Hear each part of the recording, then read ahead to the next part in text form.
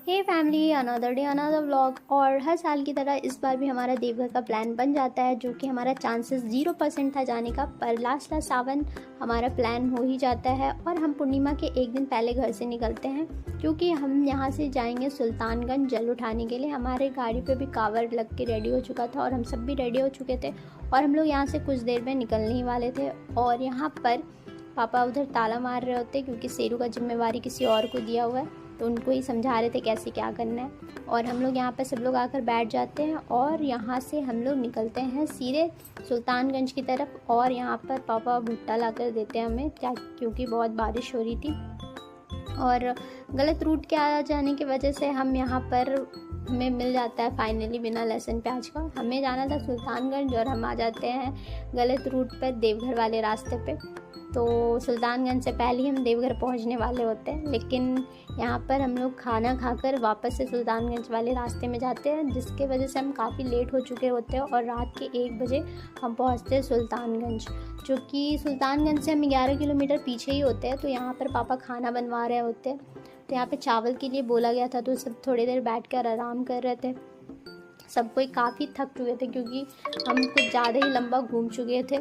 और यहाँ पर दीदी का तबीयत ख़राब हो गया था, तो ये मजाक कर रहा था दीदी से कि ये खा लोगी तो दीदी का तबीयत ठीक हो जाएगा। और फिर यहाँ पर खाना भी बन के रेडी हो जाता है और हम यहाँ पर खाना खाने के बाद हमें यहाँ से निकलना भी होता है, क्योंकि हमारा था कि हम सुबह सुबह ही जल उठा के चले जाएँ, ताकि हमारा टाइम बचे और बाबा का दर्शन करके हम लोग बासुकीनाथ का भी दर्शन करने लगे। तो हम पहुंच जाते हैं सुल्तानगंज और यहाँ पर हम अपना कांवर तैयार कराएंगे। गाड़ी भी पार्किंग पे लग चुकी होती है, तो यहाँ पे पापा का कांवर बनना स्टार्ट हो जाता है और बाबू का भी। और हम भी पिट्ठी लेकर बैठे रहते हैं। और यहाँ पे दीदी की कुछ ज़्यादा ही तबीयत ख़राब हो जाती है, तो ये सो जाती है। उसके बाद हम चले जाते हैं सीधे गंगा नदी की तरफ, क्योंकि अब हमें स्नान करना है। लेकिन उससे पहले हम थोड़ा रुकेंगे, क्योंकि हम लोगों को मुँह धोना है, फ्रेश भी होना है। तो हम यहाँ पे थोड़ी देर बैठते हैं और सब लोग काफ़ी थक चुके थे, किसी की रात की नींद पूरी नहीं हुई थी। और यहाँ से हम लोग नदी की तरफ चलने लगते हैं सभी कोई। सीधे आगे जाते जाते हमें पता चलता है कि काफ़ी भीड़ है।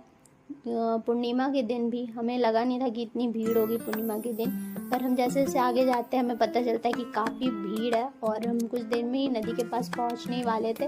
और नदी के पास पहुँचते ही हमें पता चलता है कि नदी का पानी कुछ ज़्यादा ही बढ़ा हुआ है और वहाँ पे बहुत ज़्यादा ही भीड़ है, बहुत ज़्यादा ही। और यहाँ पे एकदम धक्का धक्की हो रहा था नदी में जाने के लिए। और हम लोग यहाँ से चले जाते हैं, नदी पे आ जाते हैं सीधा।